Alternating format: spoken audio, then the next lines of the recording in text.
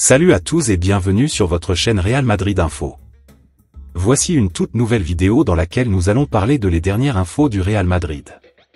Voici les grands points nous allons développer. Premièrement, le Real Madrid a trouvé sa nouvelle star. Ensuite, Vinicius veut priver l'Espagne du mondial. Et, la presse espagnole réagit aux déclarations de Vinicius. Et d'autres infos du Real Madrid. Je vous explique tous dans quelques secondes. Donc, restez jusqu'à la fin de la vidéo pour ne rien manquer. Mais avant tout, abonne-toi si c'est la toute première fois que tu nous suis sur cette chaîne, et activez la notification afin d'être à l'ajout de toutes nos vidéos d'actualité comme celle-ci, donc n'hésite pas à lâcher un gros pouce bleu et quitter votre commentaire. Si c'est fait les amis, on y va. Le Real Madrid n'est pas arbitré comme le Barça en Liga. Pas de grosse polémique arbitrale à noter en ce début de saison en Espagne, même si le traitement des équipes ne semble pas parfaitement égal. Je ne vous demande qu'une chose. Je sais qu'ils protestent beaucoup, mais je ne veux pas que vous mettiez des coups. Ne mettez pas de coups, d'accord? Tels furent les mots de l'arbitre Díaz de Mera prononcés à Pezzolano, entraîneur de Valladolid avant le début de la seconde période face au FC Barcelone. Des propos captés par les caméras qui ont agacé les madridistas. Les Catalans l'ont emporté 7-0 et l'équipe de Pezzolano a reçu 3 cartons jaunes après 12 fautes commises. Une statistique qui n'a rien de surprenante, qui concorde avec la moyenne observée, mais il est vrai que le Real Madrid préférerait que ses adversaires soient sanctionnés d'égal à égal. Car comme le relève le quotidien Marca, les adversaires de la Maison Blanche en ce début de saison bénéficient d'une bien plus grande clémence. En effet, le Real est l'équipe qui subit le plus de fautes en Liga cette saison. Et aussi celle qui provoque le moins de cartons jaunes.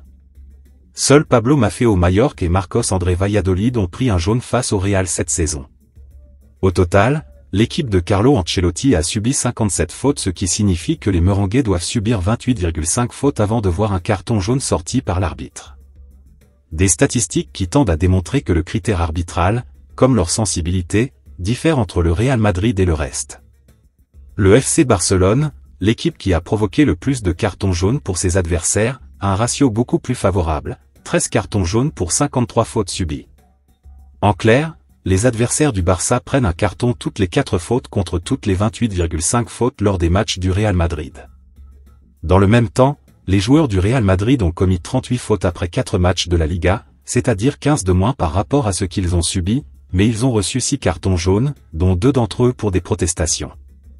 Il y a ensuite des petites fautes, des fautes d'anti-jeu, des grosses fautes.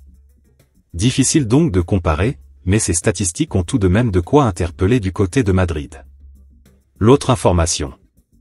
L'annonce XXL d'un cadre historique sur son avenir.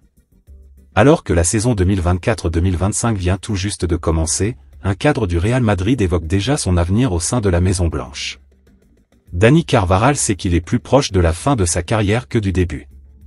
Débarqué en 2013 après une saison au Bayer Leverkusen, le sextuple vainqueur de la Ligue des Champions a tout gagné avec la Casablanca. À 32 ans, l'international espagnol commence cependant à penser à sa retraite sportive. Mais le latéral droit du Real Madrid se verrait bien poursuivre l'aventure dans la capitale espagnole pour plusieurs saisons. Mais pour le moment, Dani Carvajal ne compte pas raccrocher les crampons de sitôt. Le latéral droit madrilène l'a affirmé dans les colonnes de The Athletic. Prendre ma retraite au Real Madrid? J'ai un contrat jusqu'à l'été prochain. Je n'envisage pas de prendre ma retraite pour le moment. J'en parle avec ma famille. Je veux profiter de chaque match, de chaque entraînement. Au fil des années, on se rend compte qu'il faut donner plus de valeur à chaque instant et en profiter.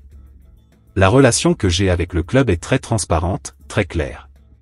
Si les deux parties acceptent de continuer, j'espère rester ici pendant de nombreuses années. Dani Carvajal est le bon soldat par excellence et il va le rester durant un bon moment encore. L'autre information. La magnifique comparaison d'un héros de l'an dernier pour Mbappé. Un héros de l'épopée madrilène de l'an dernier en Ligue des Champions a littéralement encensé Kylian Mbappé. L'an dernier, Joselu est entré à jamais dans les cœurs des supporters madrilènes pour son doublé express en demi-finale retour de la Ligue des Champions face au Bayern Munich qui a permis au Real Madrid de se qualifier pour la finale avant de remporter son 15e trophée face au Borussia Dortmund. Interrogé par AS sur l'arrivée de Kylian Mbappé, l'international espagnol a eu de superbes mots pour le français, pour moi il n'y a aucun doute. Mbappé est comme une bouteille de ketchup. Au début on appuie et ça ne sort pas, mais ensuite toute la tomate sort d'un coup. Il a déjà marqué 2 buts contre le Betis et continuera à marquer. Mbappé entrera dans l'histoire à Madrid, lui et tout son entourage a-t-il ainsi révélé.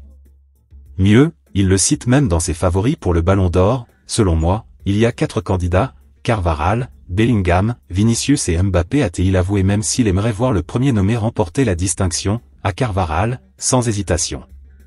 Il a remporté tous les titres la saison dernière et a débuté cette saison en remportant la Supercoupe d'Europe. De plus, il a également remporté l'Euro, une compétition dans laquelle il a marqué comme il l'a également fait lors de la finale de la Ligue des Champions. Et tout cela en défense. Je pense que le Ballon d'Or devrait le reconnaître et accorder davantage d'attention à ces footballeurs qui, comme lui, sont quasiment en danger d'extinction. Vous n'avez Dieu que pour les attaquants, pour ceux qui marquent beaucoup de buts.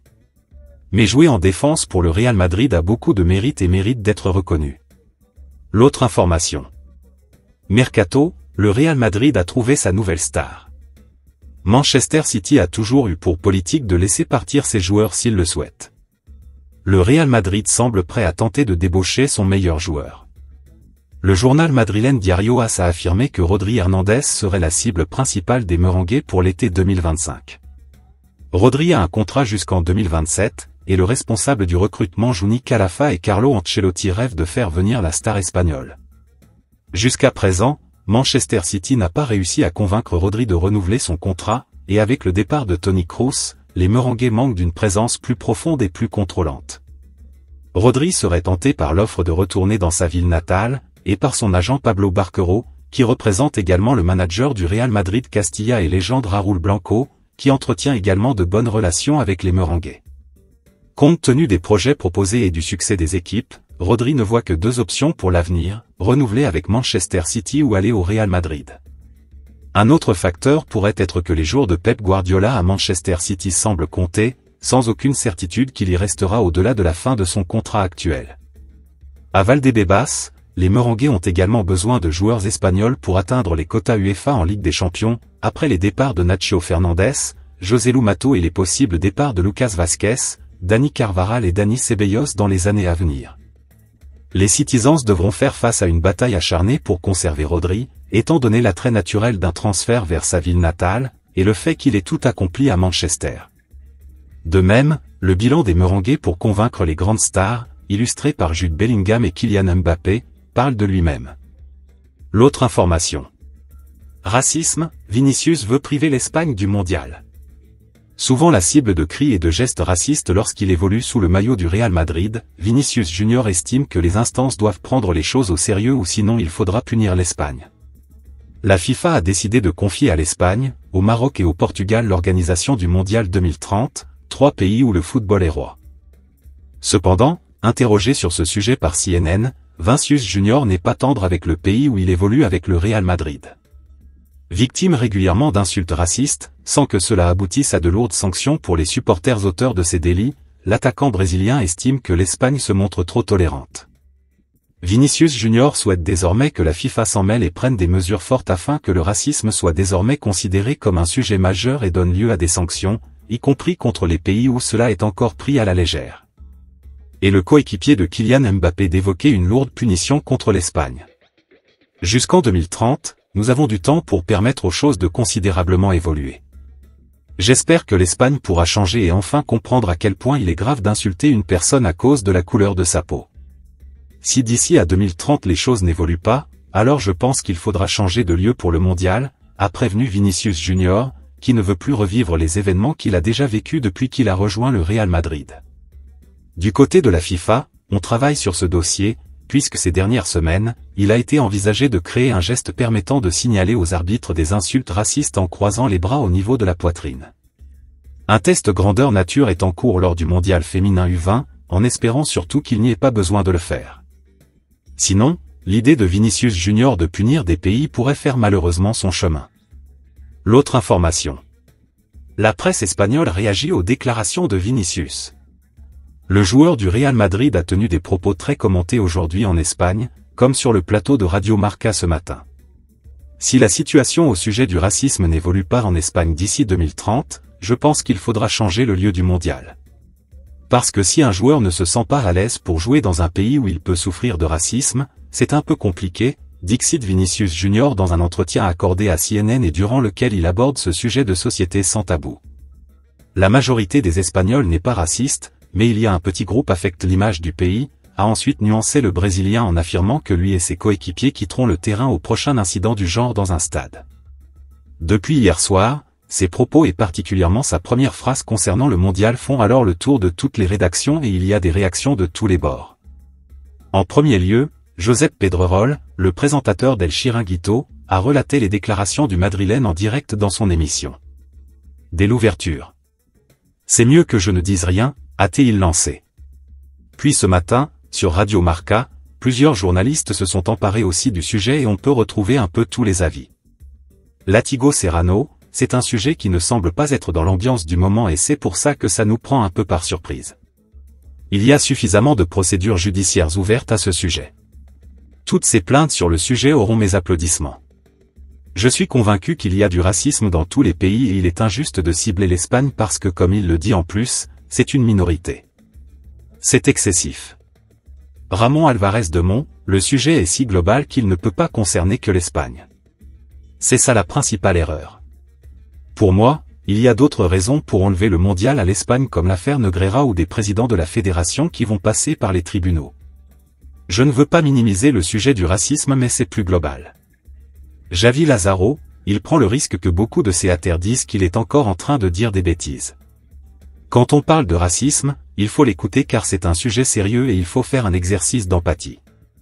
Le problème, c'est qu'il va trop loin en voulant être la victime et vouloir rendre justice. Il y a tant de choses qui dépassent la capacité de contrôle des sportifs. Il a raison sur le fond mais il va trop loin. Javi Amaro, je pense que nous devons le soutenir dans tout ce qu'il pense mais heureusement qu'il ne prend pas les décisions. Je dis heureusement car nous serions tous sanctionnés pour une minorité et imaginez dans quelle société nous vivrions. Lui-même dit qu'il s'agit d'une minorité et la punition serait de retirer la Coupe du Monde à l'Espagne ? Mon Dieu, ça me semble un peu exagéré.